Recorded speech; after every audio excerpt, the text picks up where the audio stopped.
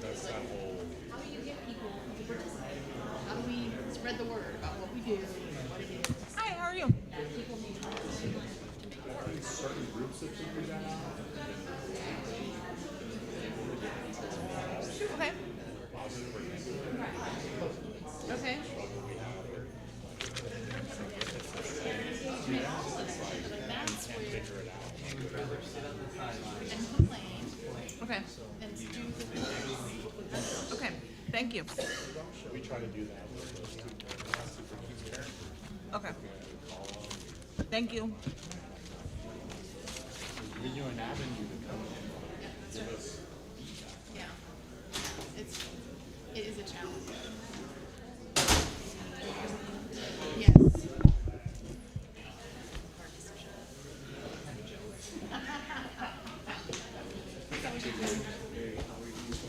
Hello, hello.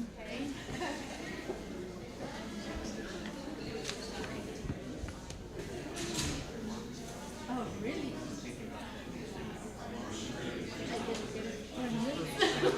Hey, Mr. Sandoval. I told my wife. FYI, Sandra's sign is on the ground over at the stadium. FYI.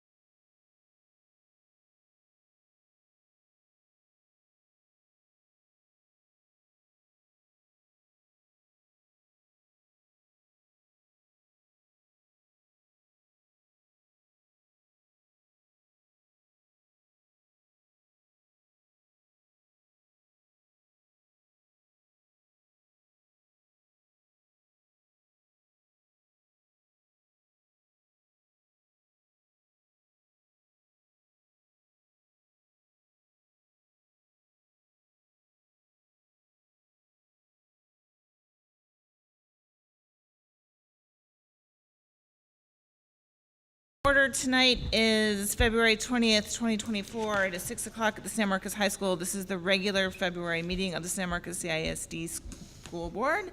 Welcome, everybody. We have a quorum. We have Ms. Lopez, who is not here yet, but will be here soon. And we are going to be led this evening in the Pledge of Allegiance by one of our students from Crockett Elementary School. And I'd like to, at this time, introduce the Crockett Elementary School principal, Annalisa Holmes. Good evening, everyone. Good evening, board. I am very proud to introduce our fourth grade superstar, Layla Sanford.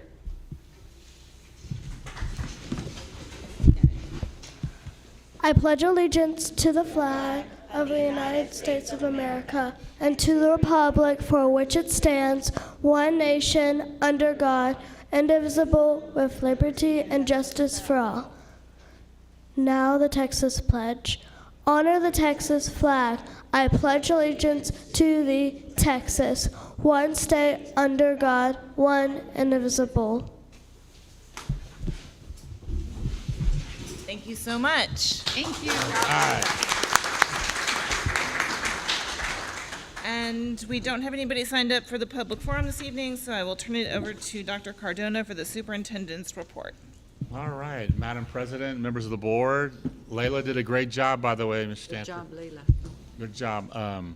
Lots of recognitions. I think this is why we all come to this board meeting, is to recognize the work that's in front of us, which is our students and our parents. So with that, Mr. Underwood is here.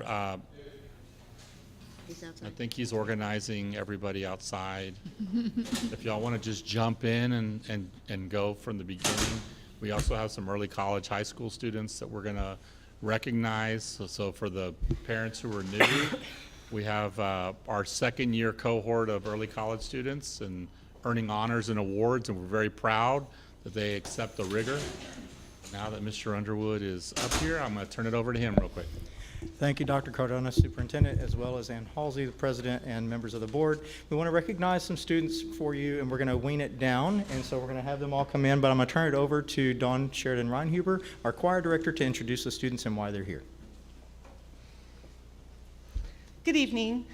We were invited tonight as a program to come and celebrate the students who auditioned for our Region 12 honor choirs, which lead to the All-State Choir, which happened at the TMEA convention last weekend. And so as many of them as could be here tonight, they're all here to represent the different programs and the different choirs and the different ages. They range in age from 9 to 12. Not 9 years old, but in grades 9 to 12. Boy, they're really talented. Guys, stand right here for now. Stand right here for now. So there's 2 tracks because there are so many more treble singers that audition for these choirs. The sopranos and altos, traditionally the female sounding voices, they have to go an extra weekend. So all of the people you're standing here all made phase. So will you please wave and let yourself be celebrated. So then, if you all made a region choir, so why don't you all split in half? Half of you go there and half of you go there. Why don't we say tenors and basses? Go. You know what to do. David. David. David. Other side. Good boy. No. See, they can't do anything without a rehearsal. I'm sorry.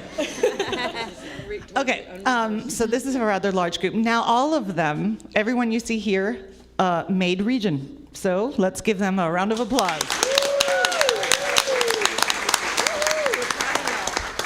So the ones that made the top 10 at region had to go and audition for pre-area. So top 5.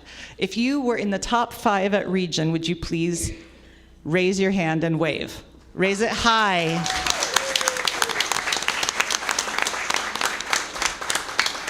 So those kids went and auditioned there to be allowed to go to state. So if you went to the state auditions to sing for a chair, please raise your hands. So Lucas Lucas and Thomas, raise your hands higher. There you go. And then in the very end, there was one singer standing, and that was Miss Samantha Irvin, who made All-State Choir.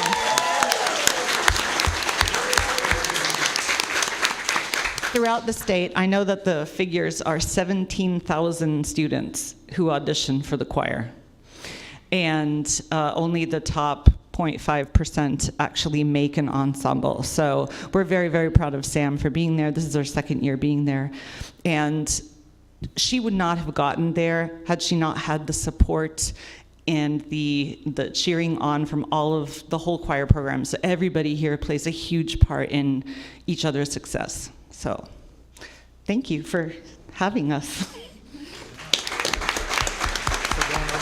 So we'd like for y'all to gather together enough for a picture in the front, if y'all would please. And then school board members, after this picture, I ask that you please come around and take a picture with Sam Irvin because of the distinct honor of her receiving the All-State Choir.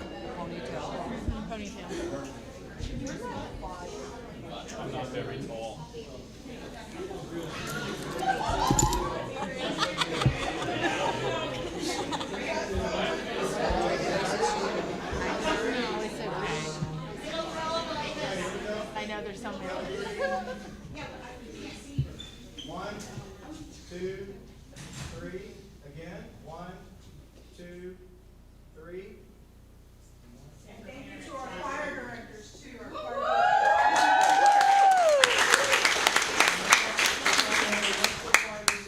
And out the side door, and just want to say for the board members, we are going to have a special performance. As soon as you go to closed session, the quartet, men's quartet will be singing outside as you start to exit. So just wanted you to know that. And then Sam, if you'll stick behind, and then everybody from the dais, if you would please come around and take a picture with Sam.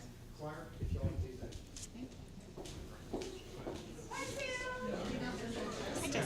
Hello. Good job, everybody.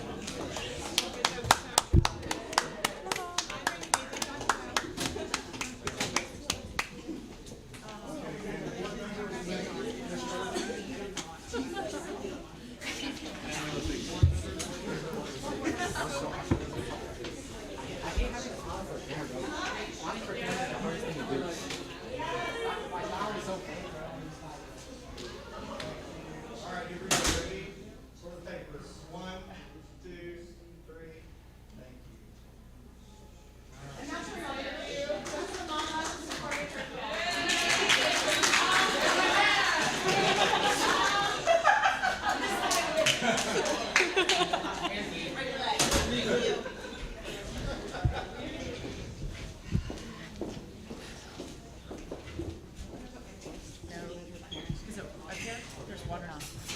Yeah, that's a big accomplishment. That's a really big accomplishment. Okay. All right, and now we have Ms. Short and Ms. Fowler, and I don't want to butcher your name, Emma. Ms. Prismont? Ms. Prismont, Leslie Prismont. Yes. Dr. Cardona, Ms. Halsey, President Halsey, and the Board of Trustees. I'm Eileen Fowler. I'm of the College and Career Readiness for the district, and we have Ms. Prismont, who is our ECHS facilitator for the high school, and then Ms. Olivia Short, who is our assistant principal for the high school. We have some students tonight we're going to recognize for excelling in early college high school. So not only are they doing very well in their high school academics, but they're also taking college courses. And so they've received some awards from Coastal Bend. So we'll have Ms. Prismont present those awards. I brought too much stuff. So in order to be considered for a dean's list at a college, you have to have a 3.5 GPA and be a full-time college student. So these guys are not only full-time high school students, they're also full-time college students. We have 27 that of our kiddos that qualified for that in the fall, and 2 of them are here to represent them. We have Miss Katen Raymond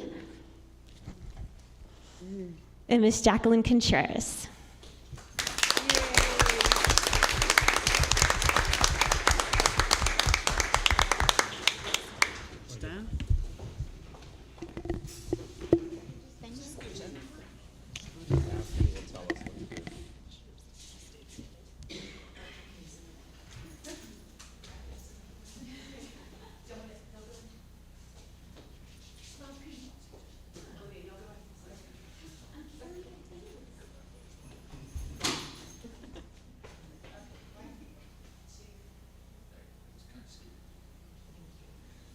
Great job, guys. That's Keep it up. impressive.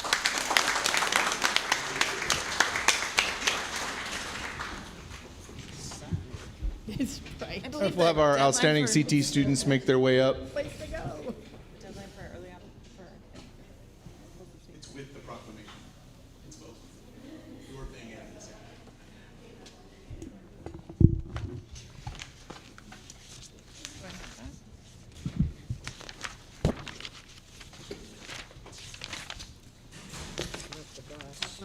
Here we go.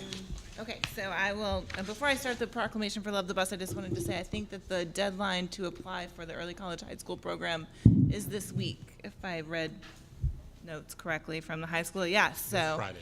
Yes, so if you have questions about that, I know lots of parents have talked to me about it. Ask a board member, ask the superintendent, call the high school. It's a terrific thing that we're doing, so.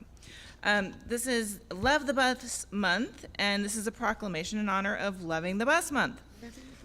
Whereas the yellow school bus is among the most recognized icons of American schools and society, and whereas research demonstrates that the yellow school bus is the safest mode of transportation for some 25 million American school children each day, and whereas yellow school buses are built to exacting federal and state safety specifications, and school bus drivers are provided rigorous training, preparation, and testing to ensure the safety of our children, and whereas the yellow school bus provides access to education and learning for children who live in rural, suburban, and urban areas, including children who present with special needs, and whereas the yellow school bus contributes to improving our environment by reducing the number of vehicles that must be on the road to get our children to school each day, and whereas the women and men who manage and operate local school transportation systems are dedicated to the safety of all children and to ensuring efficiency and accountability in the delivery of school transportation services.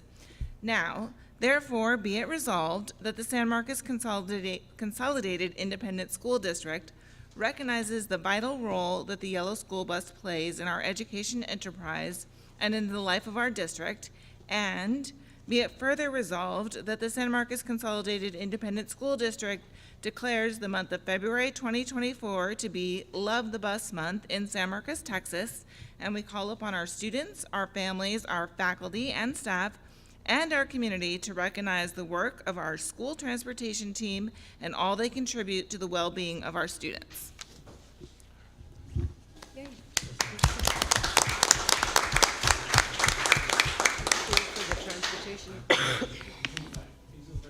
He's in the back. Oh, there's Anthony right there, our director of transportation. He's shy.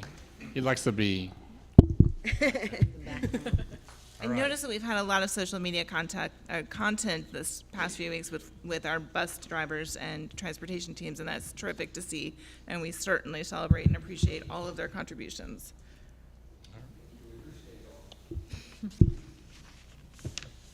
So we're also, February is also the CTE month in various national and state organizations, and so we're celebrating that as well.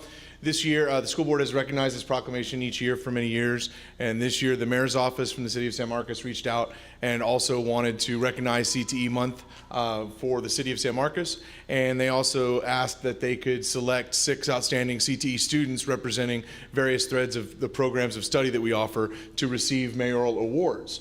And so this afternoon at City Hall, we were able to take these 6 students to the mayor's office. The proclamation was read there where the city of San Marcos recognized CTE month for the month of February. February is selected primarily because this begins the grind portion of the season for the CTE students as they begin, many of them begin the work toward their industry-based certifications in their upper level classes, and the good majority of them are also beginning in their organizations such as FFA, as you see here, or TAFE or HOSA, beginning their competition elements at the district and area levels. So the next several months becomes a key piece for a lot of our CTE students, and it's why February has been selected. And so we were excited to have these 6 students recognized, and we'll have them go ahead and walk on up. They're actually carrying their certificates from the mayor that they received this afternoon. We have 21 programs of study. We were able to kind of combine those into some common fields, basically. And excuse me, you'll hear those as we announce who was selected for our outstanding mayoral awards from the city. So first off, representing the Family and Consumer Sciences Department would be Brianna Mendoza. So just wave when we call your name.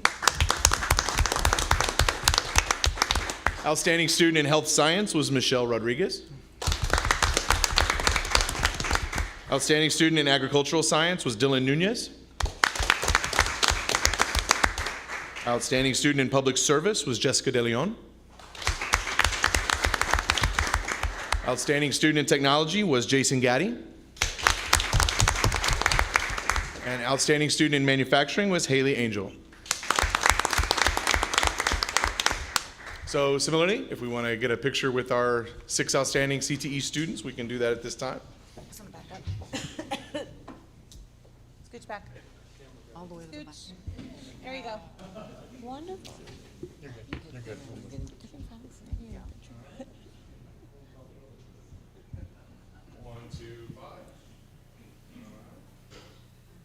Parents, if y'all want to come up, parents, y'all want to come up here?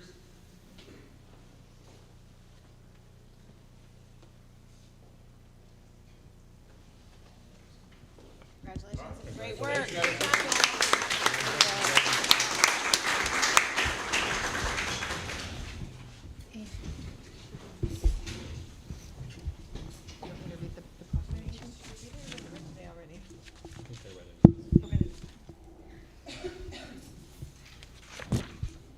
All right. With that, the board is going to move into closed session, and I invite everybody out into the atrium to listen to our men's choir perform.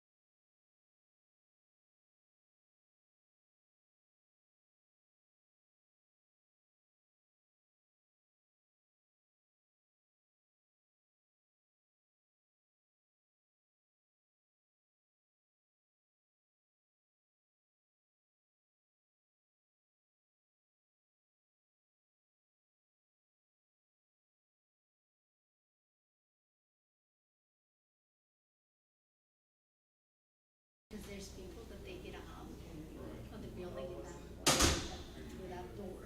So I was thinking, I'm gonna put a sign that it says, you're not allowed to exit or something like that. I mean, something that it says, Yeah, just to make sure it stays shut.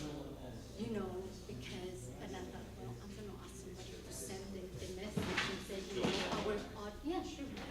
No, I have one thing, to say something about, you know, we've been going through all these audits and the issues at the doors. And here we have a It would be the worst, they walked through the back and then Cardona approached and said, who are you? And I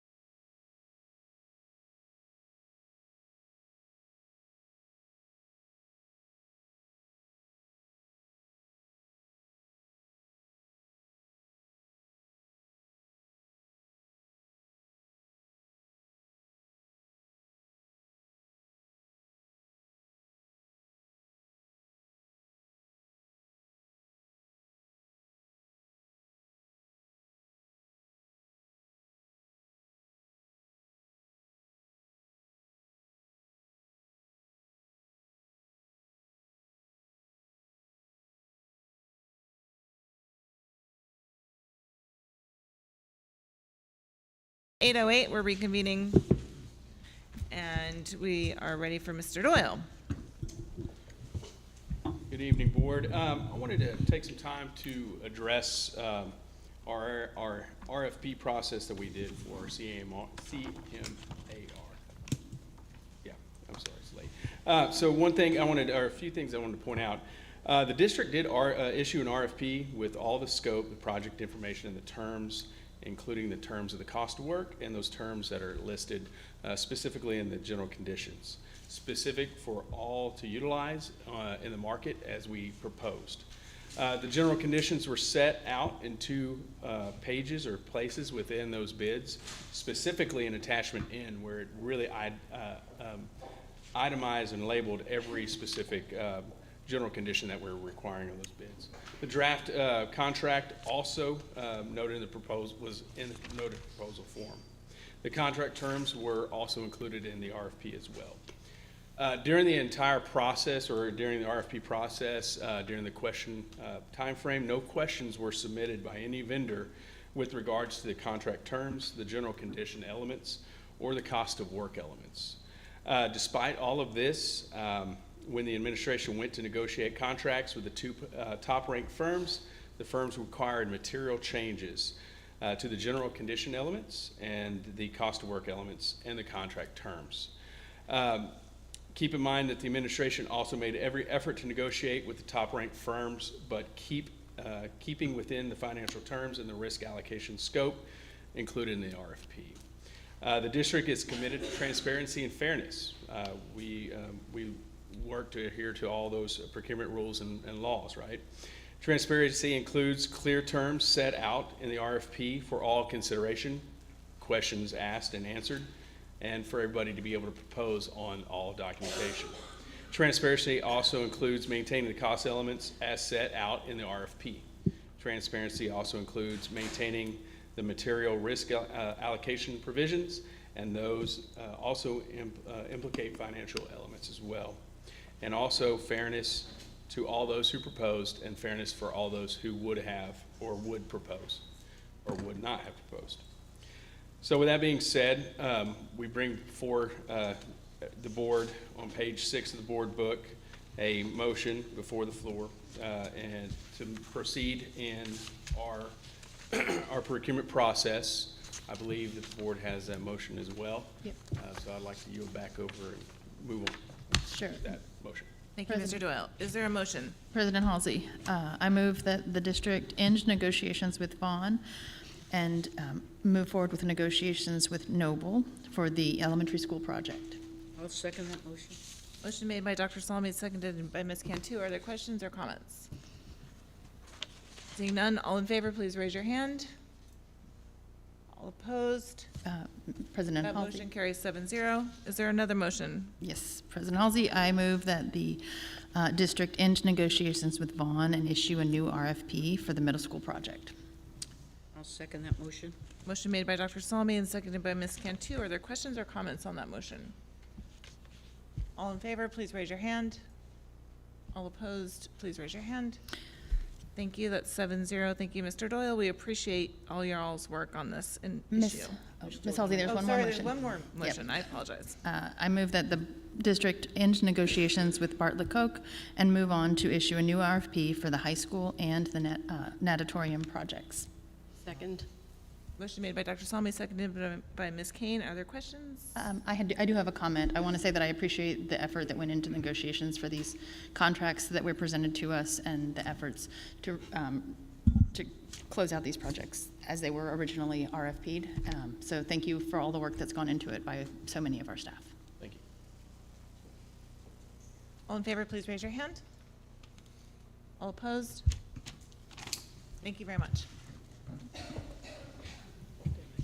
All right, and now we're going to move into reports and information and get an academic update from the Taper report.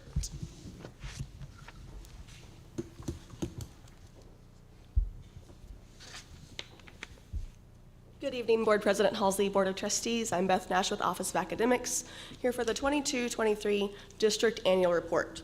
Just like a business would give an annual report at the end of their business year, this is ours for the 22-23 school year, even though we're currently in February of 2024. The reason for this delay is we have to wait on the state to release the TAPER report, which came out the Thursday before Christmas. So a lot of this information you've already heard before, and some of it, even within here, are lagging indicators, even that being said. So there's some information from 21-22. We will get started. The report in its whole is about 900 pages, so it's not actually in your board books this evening, but everything is available already online, as well as at the campus level. So these are the 8 sections we'll be going into in more detail. And some of these we're just providing overviews on what you can expect to see within these sections. And this is all public information that anyone is able to access. The first section, and often the largest section, is the Texas Academic Performance Report, known as the TAPER. We receive this at the district level and also campus by campus information. It's about 30 pages for the district and about 25 pages for each of the campuses. It is quite an extensive report. It relies on PEIMS data and our student assessment data. It provides wide information on how students perform, performances across student ethnicity groups, socioeconomic statuses, and even staff information. The cover page normally includes information about accountability, but due to pending litigation, that information is not included on this year's TAPER report, so that's something you will not be seeing this year. For all of the STAR performances, you will notice that performance is showing for the 23 and the 22 school years. So you have a comparison point, and you'll see it at the 3 performance standards: approaches grade level or above, meets grade level or above, and master's grade level. So once again, the meets and the approaches include students that score in that level higher as well. You'll also see information on academic growth. But now, due to the state changing their accountability framework, only 2023 growth is included. So there's not a reference point back to 2022 because there was a change in the methodology on how it was calculated. So that can make it extremely difficult to have that apples to apples comparison because it is extremely different. The state also breaks down performance by our bilingual education students, and that is broken down also looking at STAR performance, academic growth, and accelerated learning. And we also still have to have our participation rates, making sure enough of our students are taking the assessments. Otherwise, we do get dinged by the state with accountability.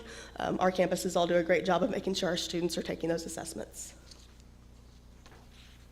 And then we also have information on attendance rates, graduation rates, dropout rates, looking at graduation profile, the CCMR indicators, CCMR-related indicators for both the 21 and 22 and 2021. Once again, CCMR is already lagging in and of itself, so the CCMR in the TAPER is even further lagging. You'll also see other post-secondary indicators such as ACT, SAT, and TSI. And then lastly, you'll see information about student information such as number of students per class on average across the grade levels. You'll see information about our staff information, years of service, teacher by ethnicity group, things such as that, and more program information. Section 2 goes into the PEIMS financial standard reports, and it's based on the 21-22 data, and that is the most recent data we have available, but it shows you essentially how did the district spend its money, how did the campuses spend its money. It's broken down by your revenue, your expenditures, disbursements, tax rates, and fund balance at the district level, and at the campus it goes even further, looking at expenditures by object and function and program expenditures. Section 3 is the accreditation status. This is one that for the past several years there actually wasn't an accreditation status due to all the impacts of COVID. This year the state did bring that back, and you'll see that the district is rated accredited, which is the highest rating possible. And this is what TEA looks at, looking across academic performance, financial accountability, data integrity, and program area deficiencies. Section 4 are the campus performance objectives, looking at our campus improvement plans. Once again, this is the 22-23 campus improvement plans. So at this point, those plans have already all been completed. So what you'll see now online are the progress updates that show how campus has progressed at the different data points, looking at October, January, March, and June, to see how did the campuses do with their different goals they set out at the beginning of the year. Section 5 is the report on violent or criminal incidents, and this is something that Texas Education Code has several different actions that they consider violent or criminal incidents that we have to publish each year. That'll be on the next slide. And then there's also some things that we've done as a district Every single secondary campus, once again, has a student resource officer for last year. We know this year we've added in the school marshal program. We have the Stop It app for reporting anonymous incidents for our students. And then there was a large list of TEA required actions that came out largely after the Uvalde shootings, and those were all completed in compliance, including the safety audits and exterior door audits. So of the violent crimes, it's extremely hard to see. I only pulled the 3 that we actually had reports for. There are 19 total, and per FERPA guidelines, if there's less than 5 incidents, it's masked with that asterisk. So the only one that you can actually see a number for is San Marcos High School had 15 incidents of a felony-controlled substance, and that was when the vapes started to become an issue. Everything else it's an asterisk across the board, and our elementary campuses didn't have a single incident of anything that hit on the violent crimes reports. So on the full report that's available online, it has all 19 by the secondary campuses, and then elementaries combined because there's nothing to report there. So section 6 is the student performance in post-secondary institutions. So this slide and the next slide, I believe, it came after your board books, so these are going to be updated. We just received yesterday the data from the Texas Higher Education Coordinating Board, so that'll be on the next slide. So again, as Ms. Nash talked about, this is a lagging indicator. So you're looking at the class from 2021, so they graduated in May 2021. They look at a full year after that, so looking at basically in May of 2022, what did the students do that they could track? And so from that data, you have this slide, which is not in your board book. We're at the bottom there, San Marcos High School. So graduating class was 475. What they were able to track was 124 at a 4-year public university, 33 at a 2-year public college. Independent colleges or universities, 9. Not trackable is a student that does not have an ID social security number. That was 27. Not found are students that do have social security numbers or a standard ID, but were not tracked at any university. So again, these numbers, they do not count in if they went to a private school, if they were an out-of-state school, it will not pick these numbers up. If they go 1 semester but then do not continue for a 2nd semester, they would not be counted in these numbers. So this is not a full accounting of what everybody had done. Again, this is a lagging indicator. Now, I did look at our National Student Clearinghouse, which is another database that we use. And so we actually have 198 students at that class that they were able to track that went into either a 4-year or a 2-year college. So with this, I know that one of the questions is, what's the difference? Why do we have such a large number that we can't track? Again, we have students that go straight out of high school because they've received certificates here, and they go straight into the workforce. So they would not be accounted into this. And again, if you're out of state, if you're at a private college, you may not be accounted into this data field. Could I, sorry to interrupt. Yes, no. May I ask you a question? How will our students in the early college high school who graduate with associates, how would they be counted in this population, or would they? They wouldn't be yet, because these are students that were with us for 21, 22. Understood, and going forward. That's a good question moving forward. I'm not sure, because those students would have already earned. We would hope that they would continue on with their public education since they have their associates to go on and to continue their 4 years. But for those who choose to do a different route, they may not continue with public education. Their associates plus a certificate may be what they're content with. So that's something we can definitely look at further moving forward. And again, if they go somewhere out, if they do the associates with us and then go somewhere to a private university or another school that's not tracked by this, then we wouldn't be able to pick it up. But that has been a question, so I'll research that for you and get some information. But other districts have the same situation. Yes. So however they're counting it, maybe the state would let you know. Okay, will do. That would be good. And then our last section is section 7, which is the progress towards meeting the board-approved House Bill 3 goals. These are passed back in the summer of 2019, so prior to all the COVID everything. And it's looking at early childhood literacy and mathematic proficiency, as well as CCMR. So there were goals that were adopted for 3rd grade math. We were looking to raise the MEETS level, going from 37% in 2019 up to 44% by June of 2024, so this coming summer. That is the long-term target. For math, we were looking to raise it from 38 to 46% by June of 2024. And we were looking at CCMR raising it from 47 up to a 57 because at the time that the goals were created, a 57 would have given us an 88 for our A through F score. We know that's a very different narrative now, unfortunately. But looking at the goals that we did have established, so the goal for 2023 was 42%. You'll see that the district had been at the goal for RLA at 43%. Like the state, who dropped by several percentage points, we also dropped as well. Just a reminder, the STAR test was redesigned with new item types, and the writing TEKS were included on their RLA assessment for the first time ever. So we dropped by 4 percentage points at the meets level, the state dropped by 3. So we'll be looking to rebound this next year with our student scores going back up. At the math target goal, you'll see that the target for this year was 44%. That was the area that was much more heavily impacted through COVID. So the district as a whole grew by 3 percentage points. I believe the state also grew by 3, so the trends are right on target. That leaves us with the CCMR data. Once again, this is the lagging indicator. So the years at the bottom are the years that the students graduated, and this is the year of the 2022 graduates that, due to the PEIMS reporting error, only 20% of our students who were reported as graduates had CCMR credit. Had that error not occurred, we would have been at 56%, so we would have been at our goal, and that's something else that when we get accountability back this next year, based on our 2023 grads, we anticipate that number being mid-50s or higher, knowing that that's still not going to give us what we want because of how the state has rescaled CCMR. But we are moving in the right direction, even if the data on this slide does not show that.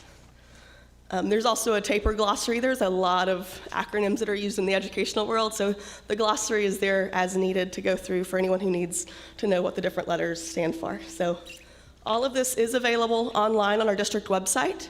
If you go to smcisd.net/accountability, it is there section by section. All of the campuses also have a copy available. It's at the district office.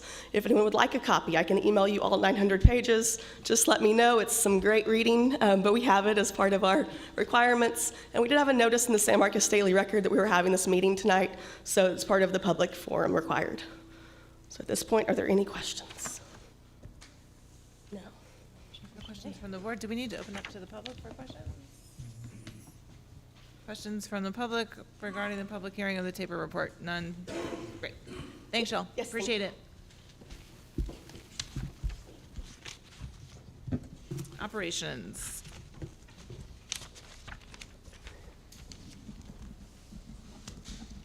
Okay, so good evening, Board President Halsey, Dr. Cardona, Board of Trustees. Tonight, we're going to give you an update on the new central office, specifically the unfinished space. If y'all recall, a couple of months ago, y'all approved that the architect go and design this unfinished space into potentially a learning center and also expand the proposed boardroom. Stantec is here. Our architect is going to present the design, and then I'll come back after them and show you the estimated cost, give you some ideas on where that source of funds could come from, give you some considerations. There is an action item this evening for y'all to vote on if you want to proceed. So, Stantec. Good evening, board members, Dr. Cardona, community administration. Appreciate the opportunity to visit with you today. And as Bernie mentioned, we're going to talk to you a little bit about the administration building, but more importantly, the learning center there. I have George Torres with me here. George Torres is an architect. He is currently the project manager for Stantec on that addition. And I'm going to turn it over to him, and he's going to give you a brief update on the status of the project before we move into the Learning Center. Good evening. Just to give you a little update on the progress of construction. Currently, the building's existing structure has been reinforced, and so structural reinforcing is essentially complete. The exterior of the building is also sheathed, so exterior sheathing has been installed. Plumbing utilities are complete, and electrical is currently being run. Mechanical RTUs have been installed, and in the next week or so, we'll have a pre-roof installation meeting to coordinate with the roofing subcontractors before the roof is installed. And then on the exhibit, as you can see, The red area is the unfinished space that we're calling the Learning Center finish out, as well as the boardroom design. And then I'll turn it to Daniel so he can kind of give an overview of what's been designed. Okay, so within that Learning Center expansion, there is a boardroom that's already part of the plan. So we're going to talk about that expansion, but first we're going to talk about an opportunity you have with the boardroom. The image on the left is the room we're in currently, and it's about 1,700 square feet. You have about 54 seats. You could seat a few more people in this area. Just providing this information so you'll get a little bit of comparison to what you will have in the future and what you could have in the future. On the right-hand side it's called Proposed Boardroom. This is an opportunity you have to expand the boardroom that's already been designed and is already a part of the project. It would, if you chose this option, it's about 1,600 square feet. It would seat about 96. Again, in this room right now, you have about 50. You could get a few more seats in here. So the current boardroom that's already in the plans, already within the budget for the project is this space here. It is slightly smaller. You can seat about 72 people in this. Square footage is about the size of this room here. You have a capacity, again, to seat about 72 people. This image on the right looks very similar to this image, which, again, is on the right. Again, this would be a proposed expansion to that boardroom. So we would expand it by about 10 or 12 feet. Again, you would pick up a couple of hundred square feet in that room, and you would be able to seat an additional 24 people. So comparison there, boardrooms, the one on the left is what's already in the plans, already in the budget. No additional money is needed for that. That's 1,288 square feet, 72 seats. On the right hand, if you chose to expand that boardroom as a part of the Learning Center expansion, you'd have about 1,625 square feet. It says 92 seats there. It's really 96 seats. I apologize for the error there. I'm going to turn it back over to George. He's going to talk to you, as he mentioned, the current unfinished space and what goes in that proposed Learning Center. And so the exhibit on the left is the unfinished space, and then the image on the right is the proposed Learning Center. There is 2 spaces that can be closed off with a foldable partition, and that'll divide it into 2 approximately 1,000 square foot space with about 64 people can be seated in those rooms respectively. There's also additional 2 restrooms per code that are required, a serving room for catering, and that'll have millwork and an under-counter refrigerator. And there's also additional storage which would serve as either the share storage for the expanded boardroom or just additional storage for the training or the Learning Center space. So one thing to mention, or George did mention it, but again, this large space could be used as one, and you could get about 128 people in there. It will have a sliding partition. You could divide it into 2 spaces and get about 64 people per space. Yeah, and to conclude, the I guess the additional finish out that we've proposed here adds approximately 120 days to the project schedule, so that should be noted as well. So the proposed Learning Center is about 3,000 square feet. When you include the boardroom, again, that's already in the plans, it's about 4,600 square feet we're talking about here. That's correct. Is that the last slide? I believe so, yep. Okay. Marty? Wait, I think we might have questions. Back up. I have a question, but any other questions? Yeah, I do. Dr. Salmi. Yeah, I'm not entirely sure if it's for y'all or administration in general. Do we have, are there any, so the boardroom will be used twice a month by this body. Are there additional uses that the administration has identified for that space that that it would be used for already, that would necessitate the additional?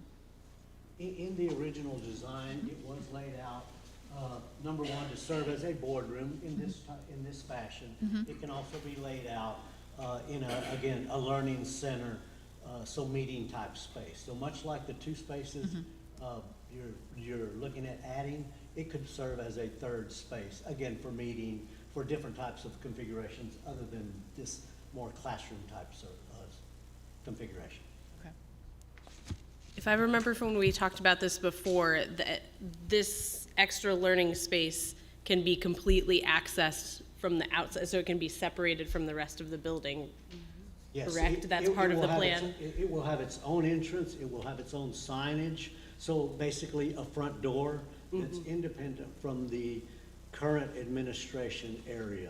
So it offers the opportunity to rent it out to folks in the Yes. community was part of the hope, correct? And with the ability to close off the remaining portion of the administration building, also to leave that open so it can be accessed from the administration building. I have two comments. I'm wondering if there's an effect on the timeline if we do the expanded boardroom, how that changes the construction timeline. That was 120 days. Yep, it was 120 days regardless, whether Regardless. the boardroom, yeah. Okay, and then my second one is not really a question, but a comment. We've talked in the past about making space that would allow for the board to meet, for instance, with the cabinet or with other school groups in a sort of workshop area. And we've tried to do that here, but we don't have the adequate wiring in this space to be able to do that and make sure that we're compliant with all of our requirements to stream and to record and to have audio capture, et cetera, et cetera. So I just want to make sure that in whichever space that we go forward with, that it's flexible enough and that the wiring and tech specifications are adequate enough so that we can be flexible in that way, so that we can move when we need to off the dais and have the meeting in that way, if that makes sense. Yes, and so the boardroom as well as the learning center finish out has been included in respect to the technology package. There's going to be wireless access points, outlets kind of along the perimeter. There's also. I mean, I think it had to do with like where, like there's only that one camera there, right? So we would need to maybe have multiple cameras in the room to facilitate something like that, so. Yes. Just so that we're making Yeah. sure ahead of time so that we don't get to the situation where we're like, oh, we didn't do that. Yep, as well as the interactive smart boards. Yeah. Those are included as well. Terrific, thanks. Any other questions? Okay, super, thanks. Okay, so let's talk about how we pay for this. So right there in front of you is, I broke it up into the two columns. One is the full build-out, which would be the learning center, as well as the boardroom. You can look at the construction fee, $844,000. Additional architect fee, FF&E is the furniture that's required, and then technology is incorporated into the cost of construction for a total of just under $900,000. If we excluded the boardroom and we left the boardroom as is, then that reduces obviously your construction, architect, FF&E, so that's just under $850,000. Your sources of fund, other than fund balance, we have 2017 bond interest that is sitting of $164,000. We have the supplemental bond, which we've been doing a lot with, and that's the savings that we realized from the 2017 bond projects. We have about $260,000, and then we have the 2023 bond. Now, if you look at my considerations, we're in the very early stages of the 2023 bond. We know that Mendez is coming under budget. We know that the site package, which is a lot of the parking lot work, there's an action item that you'll vote on tonight as well, is under budget of about $600,000. But we still haven't gotten the natatorium. Well, the natatorium's its own, so we can't, we have a budget there we have to stick to. We won't be able to move money from the other bond projects. But the high school, the middle schools, we haven't got quotes on that. We got an early quote on the elementary school, which was Hernandez. Some of the transportation HVAC that we're going to replace, that's come in under budget. So we have some room there, but I just want to caution you that it is the early stages of the 2023 bond. Central office, which George talked about earlier, is about 16% complete with a target date of December 2024, and that's without these additions that we're talking about. The cost of construction project process, what I mean by that is obviously the longer we wait, the more expensive construction gets. And especially now that we have a contractor on site, we have the ceilings open where we can expand the boardroom if we need to without having to remobilize, without having to move people out or be without a boardroom for maybe 30 to 60 days, which if we wait, that's what will happen. And then, like I said, the escalating cost of construction and materials. So we wanted to put this out in front of y'all. Like I said, there is an action item for y'all to consider this evening about this. So if there's no other questions. I do have a question. So the first statement, the central office is at 16% of completion, so the target completion date now is December 24. And that includes the build-out, right? I'm sorry, yeah, that does include the 120-day The build-out. 3 months for the additional build-out would Yes. be included. So if we did not, would that mean then that we're gonna have the completion in September September, yes. of 2024? Okay. Any And other questions? we've also talked about this in the past. I just want to clarify the supplemental bond projects that you presented to us previously, and we've gone through a bunch of those, and we've spent down a lot of that money. What would be remaining if we allocated the funds from the supplemental bond projects? So to I this think either instead? last board meeting or board meeting before that, I had mentioned that we were done with everything that we wanted to do, and we have about 260,000 in there, not including the interest that's developed. Okay. And we're just holding that right So now. nothing would be removed from that list. It's all been completed, and those funds are in excess. Yes, yes, ma'am. Questions? Great. Thank you. Finance, please. If you turn to page 896 of your board book, you will see the beginning of our Q2 investment report from October 1st, 2023 to December 31st of 2023. I do want to take note that during that time frame, you can see that interest earned on all of those pools comes roughly about $518,000. Any questions regarding our investment report? Moving on, if you look at page 902 in your board book, again, this is Q2, October 23 to December 23. This is our general fund revenue, quarterly financial report. One thing I want to take note and point out, we did discuss this in budget workshops, that if you look at second quarter revenue compared to prior year, you can see a little over $5 million versus $29 million. Year-to-date activity, 9.4 versus 33 prior year. That speaks to the issues that our tax collectors in Hays County has had, collecting taxes, issuing tax bills late, and you can see that that does have an effect on our income. We are seeing that finally that tax revenue coming in, and our revenue is starting to build back to where it needs to be, but I did want to make that point. Any questions? Thank you. Sorry, I did have one more question. Yep. One question. The fund balance, the 3 months operating expense total, is that listed anywhere on here? Am I just missing it? If you were to flip over to page, I'm sorry about that, that's food service. I just closed, I had it, okay. If you look at 907, page 907, you'll see the 3 month operating is that red line. It's identified as that $24.7 million. That's in comparison to our fund balance and the cash on hand up until December 31st at the end of that quarter. Thank you. This is a very helpful graph on Yep. 907. Great. Other questions? Okay. All right, we're going to move into the approval of the consent agenda items. I want to draw your attention to the yellow sheet on the dais at your place, and note that there was a correction made to the motion on page 4.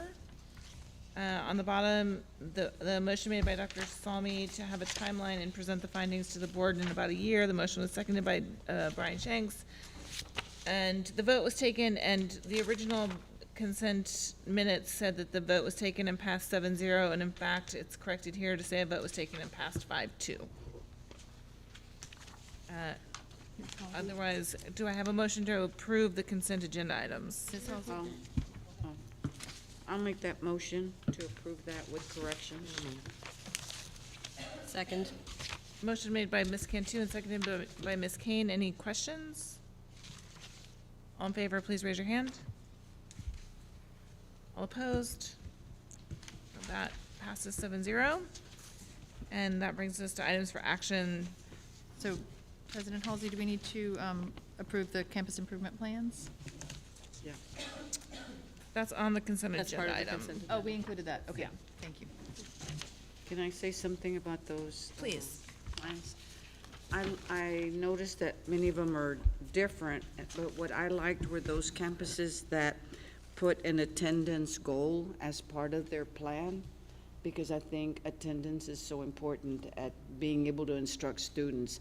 So I really liked that some of the schools did have a goal of improving their attendance from whether it was elementary or secondary, because I went through and read each one of them, and I thought many of them are different, but I really appreciated the attendance goals. Just so you know, HR sends out a bi-weekly staff and student attendance report to all campus principals that we started with Ms. Munoz, because that's been one of our directives, so that we can track the importance of not only student attendance, but also staff attendance in the building in relation to, how they do later on. And it's something also that I've seen mentioned several times, both in the district social media and in campus social media, as well as in district newsletters, the positive ways in which we're reinforcing good attendance. So I think that's a district-wide thing that we're doing well on.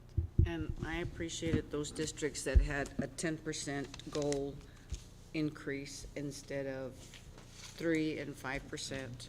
I think that a good goal is 10% or more in terms of academic achievement. I mean, they need to strive to get higher. Okay, without further comments on that, we'll go into items for action on operations first. The consideration and possible action on the proposed design, proposed opinion of portable cost budget timeline for the addition of a learning community center and boardroom expansion to the administration building project. Ms. Halsey? Anybody like to make a motion? Dr. Salmi? I move that we approve the proposal for the learning center, learning and community center expansion without the expansion to the board, to the board, as presented. Okay, is there a second?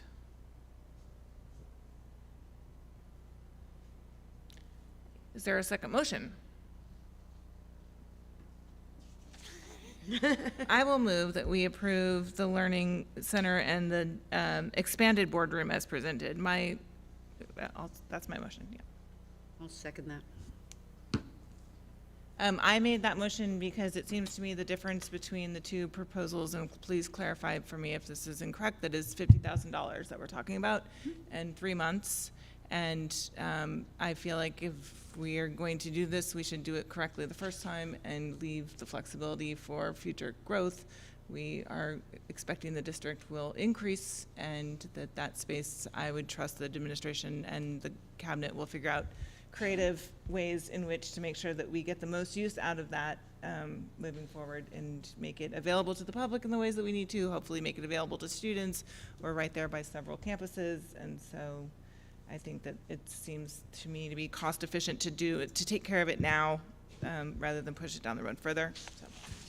We just so the board knows, we have had discussions with nonprofits, just like Rotary, Lions Club, Mono Omega, and some others, to do a lot of community activities there. Lions Club does the eye testing, so they would have a place that we could bring community in that doesn't disrupt campuses. And so we Texas State, we've talked to them about doing some things. And then also, I know for some board members, like bringing in lawyers, financial planning, to have a place that's not central office, but where community members can come in and get, you know, immigration, legal, free services with like some of our university partners. UT School of Law has previously sent law students to help us with special education students. So, yeah, we are looking at that as like a community hub. So I have a question on the motion. The motion is for the, moving forward with the plans, does not include anything about the funding proposal that was presented. Would that be a second motion? I suppose I could amend my motion to include the central office expansion and learning center as presented by administration, along with the proposed recommendation for funding that as proposed by administration, with the remainder of the bond and the existing funds and $500,000 from the new bond. And would there be anything, so the 2023 bond, that's those funds that you said we've come in under budget, and so presumably will remain under budget for some of those projects, so we're not going to be eliminating something else. Thank you for clarification. My only other comment on that is that in addition to making sure that the room is as flexible as possible, I think it would be great if we could look at seeing what flexibility is offered with the dais, so that maybe the dais has multiple configurations that could also be made. I'm thinking of, sometimes we have community meetings like the embassy suites where you have a panel of people, and we might want to do something like that in certain situations, and maybe making the space amenable to that is more panel conducive than dais. If that sort of furniture exists, would be great. Anyway, all right. Any other questions, comments? Call for the vote. All in favor, please raise your hand. All opposed? That motion carries 7-0. And to finance procurement. On page 946, you can see the action item in front of you. The district issued a request for CSP for site package project. Administration evaluated one proposal that was received. The proposal was submitted by Structure Tone Southwest LLC. Structure Tone was the sole responder for the district RFCSP. You can see the recommendation as presented, essentially awarding the proposal to the sole responder, Structure Tone. And can you remind us which project this is related to? This is related to the bond projects. It's servicing different parts to the 2023 bond project. It's the site package is the parking lot. Parking lot, okay. Correct. I thought I got that. Okay. Thank you.